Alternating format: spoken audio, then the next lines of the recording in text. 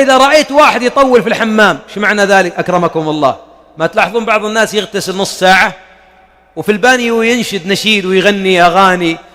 اطلع يا إنسان، اطلع من دورة المياه فإنها مكان الخبث والخبائث، اخرج فالملائكة في الخارج تحرسك. لا، الشيطان بعضهم يحبسه في دورة المياه. نعم، التطويل في دورة المياه من كيد الشيطان.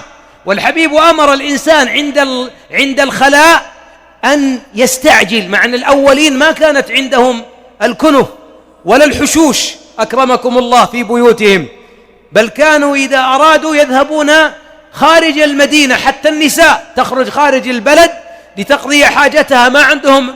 ومع ذلك وهو في الخلاء يؤمر أن لا يطيل المكث على الأذى، لأن فترة ذلك الملك يبتعد عنه.